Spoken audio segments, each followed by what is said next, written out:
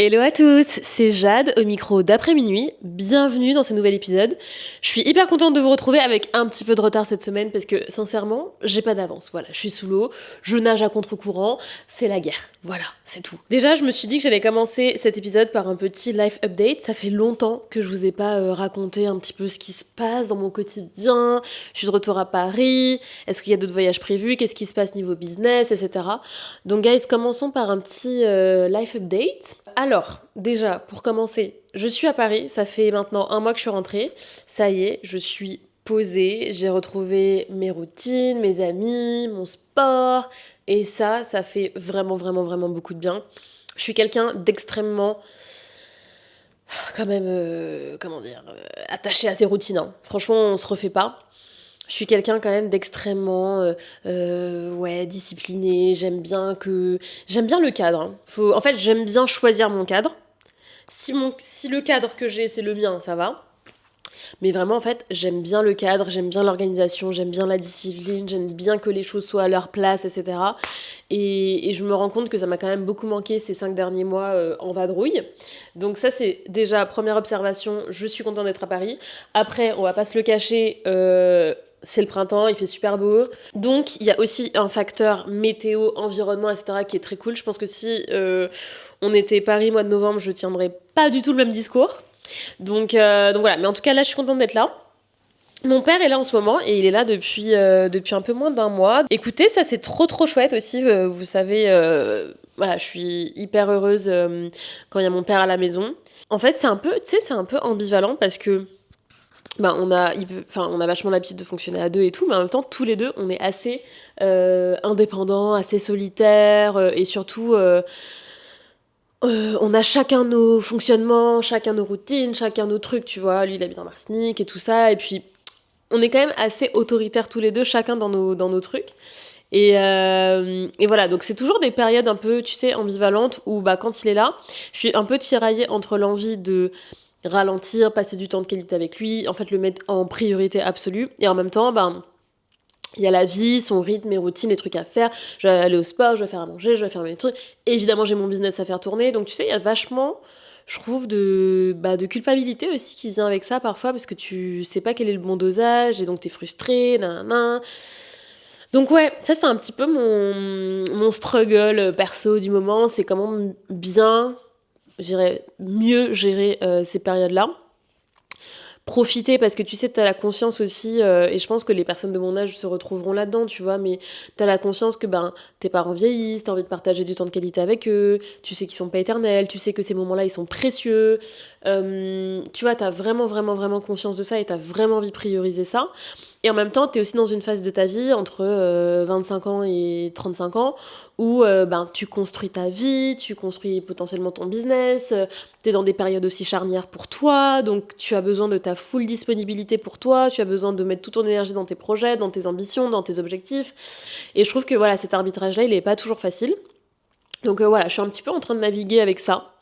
Et c'est pas simple. Et je trouve qu'on parle pas assez, ouais, parfois de la culpabilité, de la frustration, et puis après tu t'agaces, parce que je pense qu'inconsciemment, tu sais, il y a aussi ce truc de... Tu vois tes parents, tes oncles, tes tantes, bref, t'es super proches, mais surtout tes parents, je trouve, c'est le plus dur, qui vieillissent, qui prennent de l'âge et tout, et du coup, tu sais, genre tu te frustres pour des trucs à la con, tu t'énerves et tout ça, mais en fait, c'est aussi lié au fait que, inconsciemment, je pense que t'as peur de les voir vieillir, tu vois, d'une certaine manière. Et j'ai assez de discussions avec une copine il y a pas longtemps, et en vrai, c'est des discussions que j'ai régulièrement avec des amis, et... Et on le vit tous assez difficilement, tu vois. Et j'ai même parfois aussi des échanges avec des coachés ou pareil des potes qui limite en fait se disent mais est-ce que je devrais pas rentrer, par exemple ils sont à l'étranger, ils sont expats et se disent est-ce que je devrais pas rentrer en France pour être plus proche de mes parents ou à l'inverse rentrer en Martinique. Tu vois, ça impacte aussi vachement, je trouve, au bout d'un moment la réflexion sur tes choix de vie, notamment quand il y a une notion de distance qui est impliquée, tu vois, dans la réflexion. Et voilà, donc ça m'accompagne un petit peu en ce moment. Sinon, vie pro, écoutez, là je me mets dans un gros tunnel jusqu'à l'été, parce que j'ai des gros objectifs pro et surtout des envies pour mon business que j'ai vraiment envie de concrétiser, mais qui demande vraiment un full commitment, tu vois. Donc, c'est le programme là du mois de mai de bien tout organiser pour que en gros ça puisse délivrer juin, juillet, août. Donc là clairement on est sur un été qui va être très très très studieux, très sérieux. Je pense que je vais évadrouiller un petit peu, mais franchement pas tant que ça pour être vraiment focus business. Je vais faire déjà une grosse, alors pas vraiment réorganisation de mon business parce que on garde le fil rouge, je vais continuer à proposer les mêmes services et tout ça, mais plus un bon assainissement, revoir tous les process, voir là où ça peut être optimisé, voir là où ça peut être euh, amélioré, que ce soit sur l'expérience client, que ce soit sur mes expertises à moi, que ce soit sur les outils, que ce soit sur les process internes et tout. Vraiment tout recalibrer. D'ailleurs, à partir de lundi prochain, je vais travailler avec une nouvelle personne dans ma team, donc ça va être aussi son rôle de m'accompagner là-dessus. Donc j'ai hâte. Deuxième objectif vraiment de l'été, ça va être toujours projet d'écriture, je vous en parle pas trop, mais parce que c'est des projets qui sont longs, c'est des projets créatifs, il y a des ups, il y a des downs, il y a machin, voilà. Et puis troisième volet, ça va être autour du podcast. Mais pareil, je vous en dis pas plus pour l'instant parce que je vous laisse un peu la surprise et puis surtout c'est en cours de préparation. Mais grosso modo, il y aura 3 volets cet été, ça va être ça. Et j'ai hyper hâte. Franchement, j'ai trop hâte. Surtout que bon, vous l'avez vu, j'ai quand même tellement voyagé ces derniers temps que je me sens pas du tout, tu sais, en mode FOMO. Je sais déjà que tout l'été sur Instagram, je vais voir soit des gens qui sont partis en mode méga gros trip en Asie, ou alors je vais voir des gens comme d'hab, et franchement, habituellement, je fais partie de ces gens-là, sud de la France, Corse, Saint-Tropez, nanana, on connaît. Mais en fait, je sais pas, là j'ai vraiment envie de passer un step et de aussi... Tu sais, parfois quand t'as des ambitions, des projets et tout, mais que tu te prends pas suffisamment au sérieux, entre guillemets, pour être all-in, tu vois. Jusqu'à maintenant, j'ai jamais eu le sentiment de pas me prendre au sérieux dans le sens où j'ai toujours fait avec beaucoup de sérieux ce que je fais, tu vois, mon job, etc. Enfin, ça a toujours été extrêmement central dans ma vie, j'ai toujours été extrêmement carriériste, extrêmement ambitieuse, etc. Mais il y a un peu ce truc de... Je sens que parfois, je mets pas en place ce qu'il faut pour être à mon full potentiel. Et aujourd'hui, je suis à un niveau où en fait, j'ai une vision qui est extrêmement claire de mes objectifs, de là où j'ai envie d'aller à court, moyen et long terme. Et donc aujourd'hui, c'est plus une notion d'exécution et de comment, plus que de quoi ou de pourquoi. Mon pourquoi, c'est limpide maintenant, tu vois. Et là, je sens que le pourquoi, il a besoin d'être vraiment amélioré. Et ça passe aussi par un volet qui est énorme et qui est très compliqué pour moi, c'est la notion de délégation. J'ai beaucoup de mal à déléguer parce que j'ai beaucoup de mal à, en fait, trouver les bons profils pour ce dont j'ai besoin. C'est-à-dire des gens talentueux, j'en croise tout le temps et c'est vraiment pas un problème pour moi de trouver des gens talentueux. Mais parfois, j'ai du mal à voir où placer quelles ressources pour atteindre les objectifs que je veux, etc. Et parfois, je fais des tests et en vrai, si je suis sincèrement honnête, il y a aussi beaucoup de gens qui sont pas compétents en fait, ou qui ont de très beaux jolis Insta, qui ont un discours de marque qui semble convaincant et tout, mais en vrai de vrai... c'est pas toujours hyper convaincant, c'est pas toujours hyper efficace, et donc voilà, c'est un petit peu mon challenge du moment à ce niveau-là.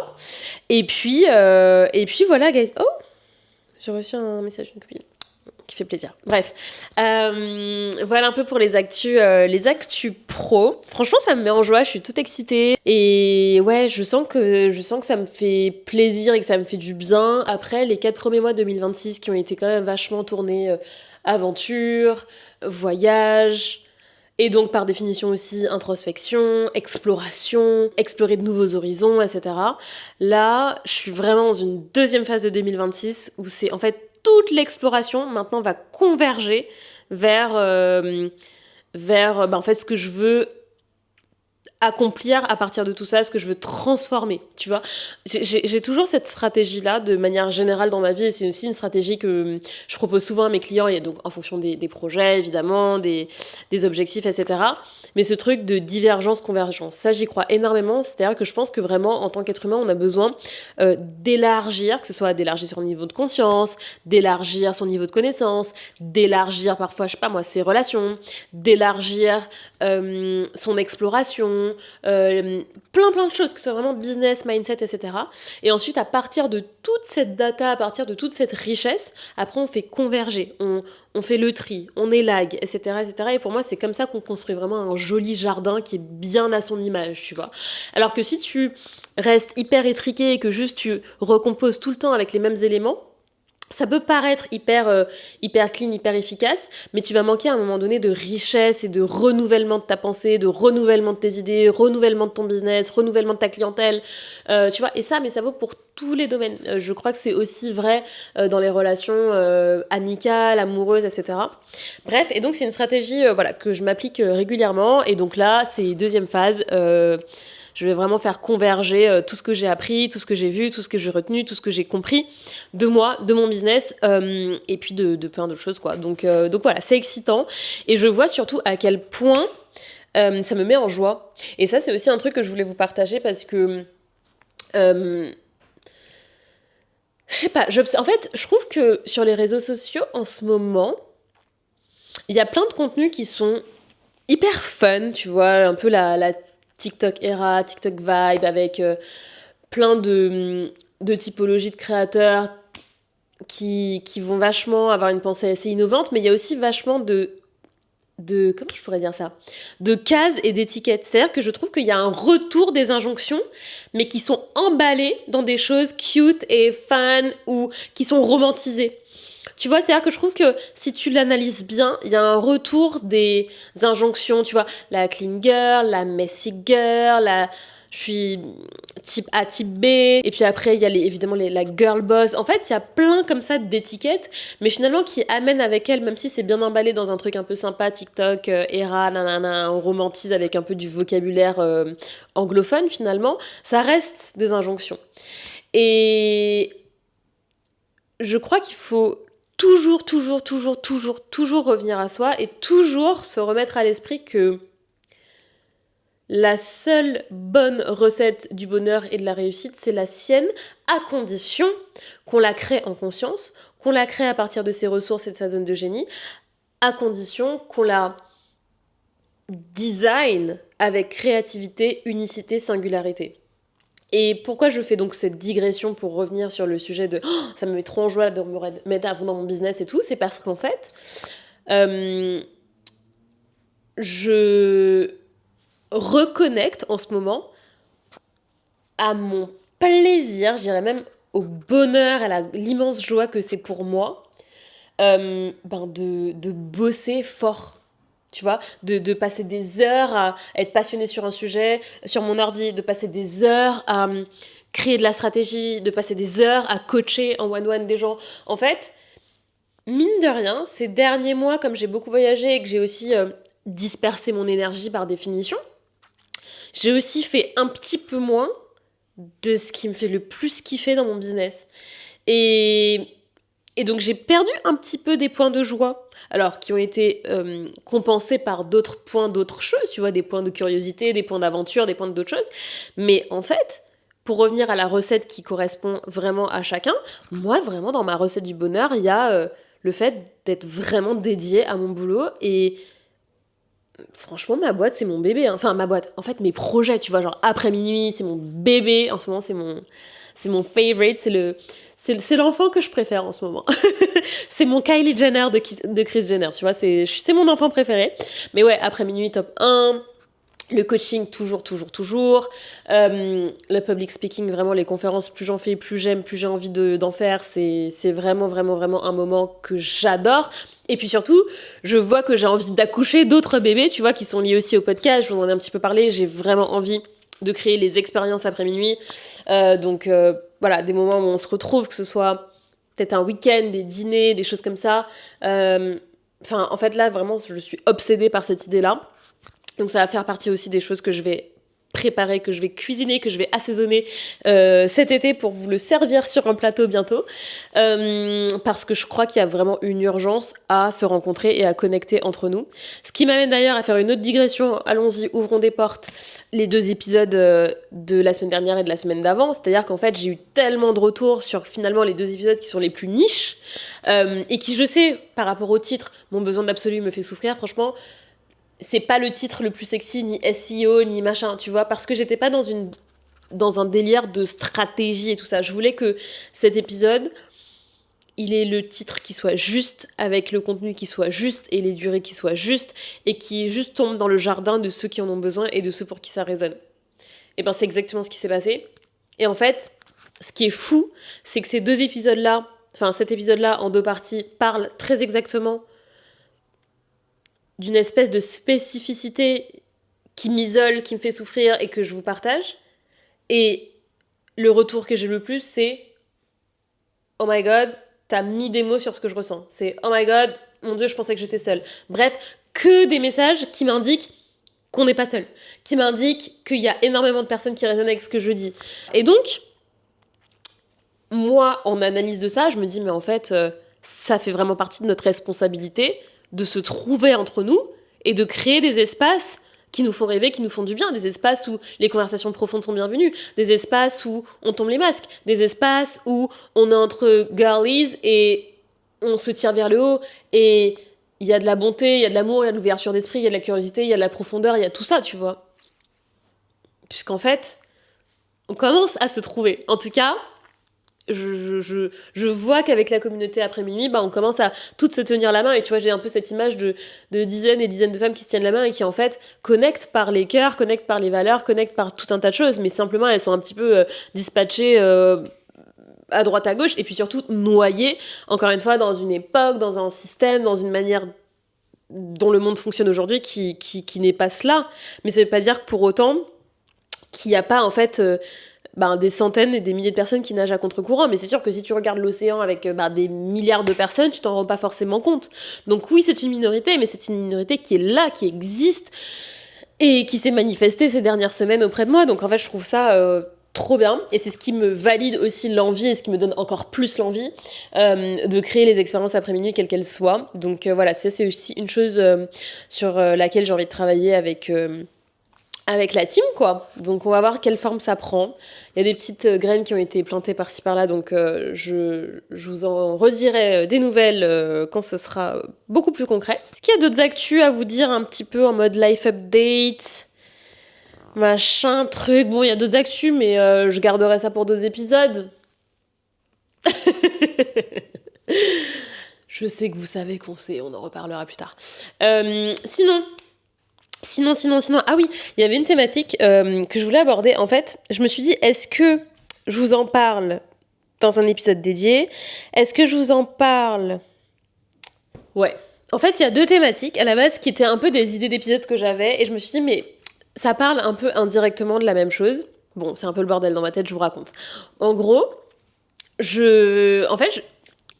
mon évolution personnelle, c'est souvent... plein de petits pas, mais il y a quand même des grands paliers, tu vois. Soit parce qu'il y a des grosses décisions ou des moments de bascule, enfin, tu vois, mais c'est comme un escalier avec plein de petites marches, et puis parfois il y a des grosses marches d'un coup. Et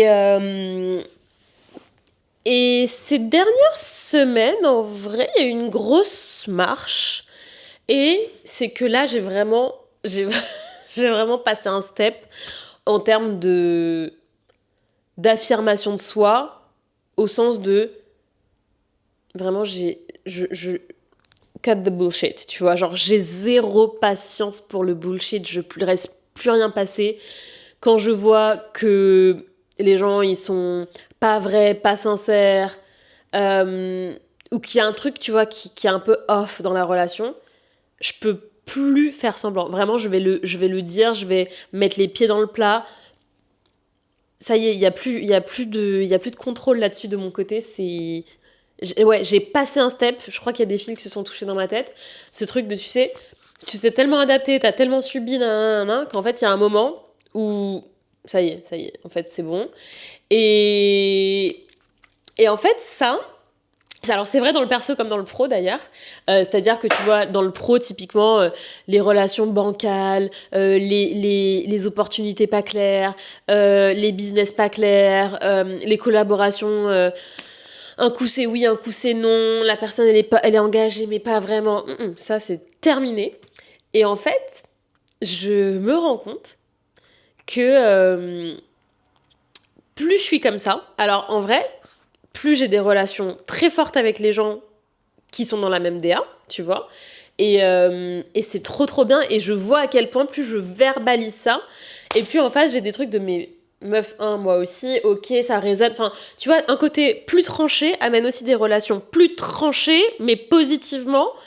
Un côté un peu plus tribu, tu vois. C'est comme si ça donne aussi de la profondeur et d'un coup, il y a des relations qui prennent une autre dimension à partir de ça.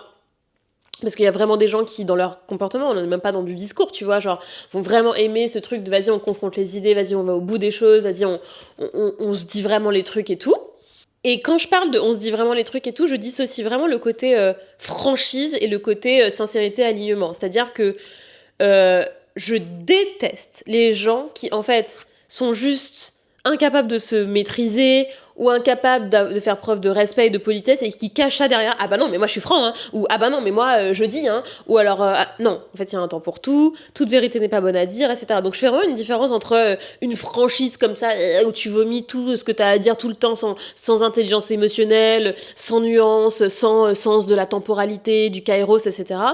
Et le fait, effectivement, par contre, d'être dans une forme d'éthique, de droiture, où en fait dans tes relations pro, perso, sociales, etc., tu vas être dans une démarche de sans masque, dans une démarche de cœur à cœur, etc. Donc je différencie vraiment les deux, juste pour celles qui, voilà, se posaient la question. Mais donc ça c'est le côté positif dont je vous parlais juste avant. Et le côté négatif par contre, enfin négatif, le côté un peu en mode ah ouais, ok, ça change, je vois ça, c'est qu'en fait t'es plus la préférée. Tu n'es plus la préférée.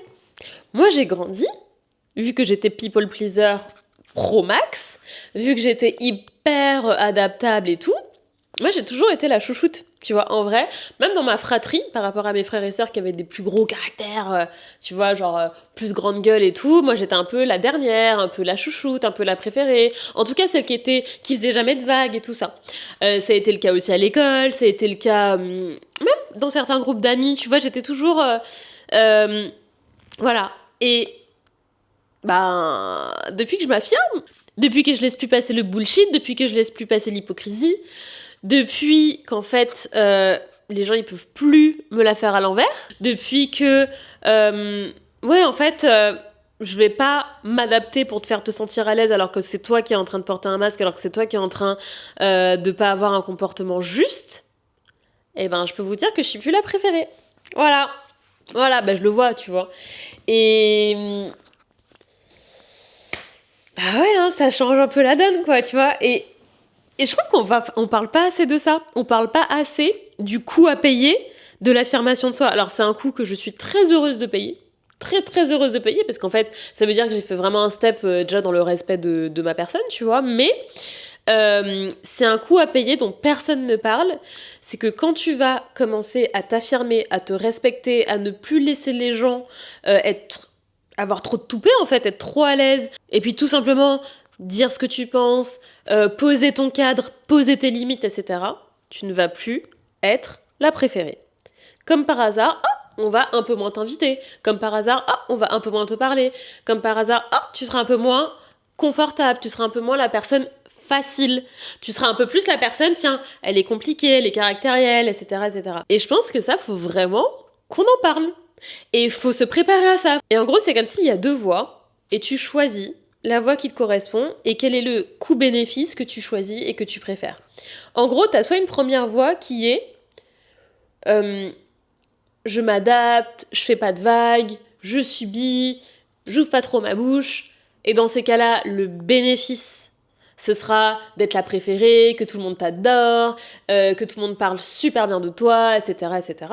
Donc là, le coût à payer, c'est la trahison de soi, et le bénéfice, c'est le confort social et le fait d'être toujours un peu la préférée. Ou alors, il y a une autre voie, ça va être de poser ton cadre, de poser tes limites, de verbaliser ce qui est important pour toi, de ne pas laisser les personnes te piétiner, de ne pas laisser des situations qui te dérangent se passer sous prétexte que c'est inconfortable d'en parler, etc.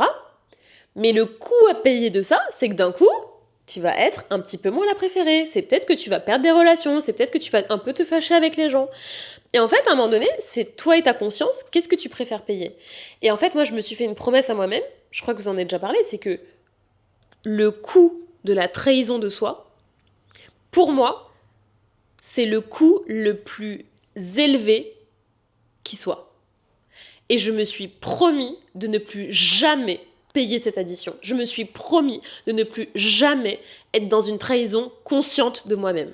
Alors peut-être que j'ai encore parfois des comportements inconscients qui finalement sont pas complètement alignés, qui finalement démontrent une petite trahison de soi, démontrent une adaptation qui n'aurait pas lieu d'être, etc. Mais si j'en ai conscience, si je suis lucide et que je vois une dynamique chelou, aujourd'hui, moi, ça passe plus et je ne laisse plus cela arriver et je ne me trahis plus pour le confort de quelqu'un d'autre.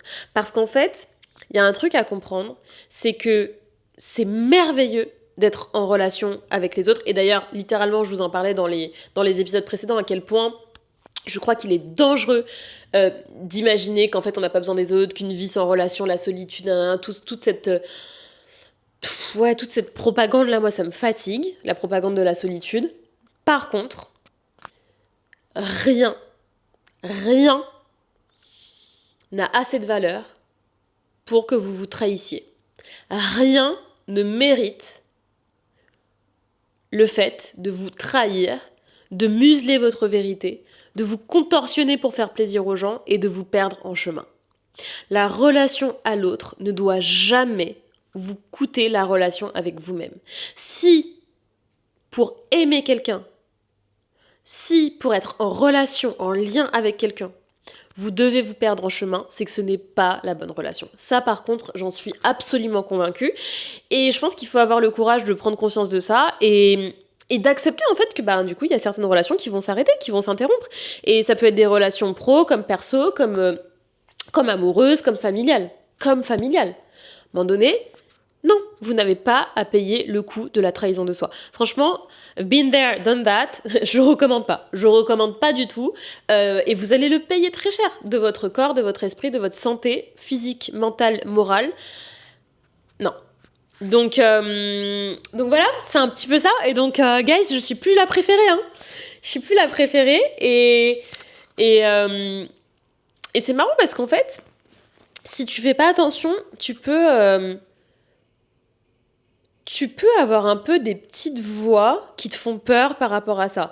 C'est-à-dire qu'on est dans un monde aussi qui joue vachement sur la réputation, etc. Et c'est très important. Mais je crois qu'il faut aussi ne pas laisser la peur, entre guillemets, d'avoir une mauvaise réputation au sens de la réputation de la diva ou de la personne compliquée ou de la personne exigeante ou de la personne qui laisse rien passer ou de la personne sous prétexte que c'est important de laisser une bonne trace derrière soi, sous prétexte que c'est important de pas se fâcher avec les gens parce qu'aujourd'hui tout marche à la recommandation et à la réputation, etc., etc. Moi, je vais pas me trahir pour se faire plaisir ou parce qu'il faut garder une bonne image. Non, je suis désolée. Et j'ai plein d'anecdotes, évidemment, que je peux pas raconter sur des personnes plus ou moins visibles et tout ça, mais où en fait, je suis sûre qu'il y a un peu ce truc de « Oh là là, mais... admettons, Jade, elle est comme ci, Jade, elle est comme ça, machin. » Mais en fait, c'est juste parce que je vois ton fonctionnement. Je suis personne pour dire qu'il est bien ou mal. Je dis juste que moi, j'ai vu un fonctionnement, j'ai vu des comportements, not my vibe. C'est pas mes valeurs, c'est pas mon éthique, c'est pas ma vision du monde et des relations, c'est pas ce que j'estime être un comportement professionnel juste, éthique, bon. Donc, non. et je vais pas faire semblant de pas avoir vu pour te faire plaisir. Non. Désolée. Et si ça fait de moi la méchante dans l'histoire, c'est pas grave. Et ça, je vous avais déjà parlé de ça. Je crois que c'était sur Insta dans une vidéo où je vous disais qu'en fait, parfois, il faut vraiment accepter d'être la méchante de l'histoire. Laissez les gens penser que vous êtes la mauvaise personne. Si au fond de vous, vous savez exactement qui vous êtes, ce que vous faites, pourquoi, comment, à un moment donné, il faut trouver la force à l'intérieur de soi d'être la méchante de l'histoire et d'être perçue comme une mauvaise personne dans le narratif de quelqu'un d'autre. Parce que, et ça nous vient de la philosophie stoïcienne que j'aime tant, et notamment cette fameuse citation de Marc Aurèle, mais à un moment donné, il faut vraiment avoir la sagesse de laisser partir ce qu'on ne peut pas contrôler. Il faut vraiment avoir la sagesse de se dire... Je ne peux pas contrôler la manière dont les gens me perçoivent, je ne peux pas maîtriser ce qu'ils se racontent à mon sujet, et avoir aussi l'humilité de dire « Mais attends, c'est les pensées d'une personne tierce, c'est pas mon problème, c'est pas ma responsabilité. Et je n'ai pas cette capacité et ce pouvoir d'aller contrôler ce qui se passe dans la tête des gens. Donc, je l'accepte et je lâche prise. C'est la seule voie possible et c'est la seule voie pertinente. Parce que juste, ça témoigne de l'incapacité qu'on a tous à pouvoir contrôler les pensées des gens. Et that's fine, tu vois. Donc voilà un petit peu en vrac mes réflexions du moment. Et ouais, je voulais vous en parler parce que je sais aussi que sur le podcast, et puis avec mon travail, et puis même les coachings, etc., je suis vraiment dans une démarche où j'encourage les femmes à prendre le pouvoir de leur vie, à être dans l'arène, à avoir le courage de porter leur voix, à avoir le courage d'incarner leurs valeurs, leur zone de génie, etc. Et tout cela s'accompagne parfois du fait de déranger, s'accompagne du fait de ne plus être la préférée, s'accompagne du fait même parfois d'être rejetée, pointée du doigt, remise en question. Et c'est normal et il ne faut pas s'effrayer de cela. Ça demande effectivement un travail sur soi que de l'accepter et de le vivre sereinement parce que ce n'est pas confortable, ce n'est pas simple, encore plus si on n'y a pas été exposé régulièrement et que c'est nouveau. Néanmoins, je crois que c'est un prix à payer qui est finalement un excellent signal. En fait, je trouve que c'est un prix à payer qui est élevé, c'est un coût qui est élevé, qui n'est pas simple, parce qu'encore une fois, ça active tout un tas de sensations et d'émotions qui sont pas super confortables. Néanmoins, je trouve que c'est un excellent signal dans le cheminement individuel de chacun et de chacune. Parce que ça veut dire qu'on n'est plus en train de se trahir. Parce que ça veut dire qu'on n'est pas sans arrêt en train d'être consensuel et de faire des compromis. Et de couper et d'écorcher des petits bouts de soi sous prétexte qu'il faut faire plaisir aux autres. À un moment donné, non, je te fais pas plaisir. En même temps, je suis pas née, je suis pas enviée, je suis pas sur terre pour faire plaisir aux autres. Voilà, c'est tout. C'est tout, en fait, à un moment donné, je pense qu'il faut aussi juste poser ce constat-là et avancer à partir de ça. Voilà, guys, en tout cas, j'espère que l'épisode de cette semaine vous a plu. Moi, je vous dis à la semaine prochaine pour un nouvel épisode d'après minuit. Et d'ici là, prenez soin de vous. Des bisous, ciao!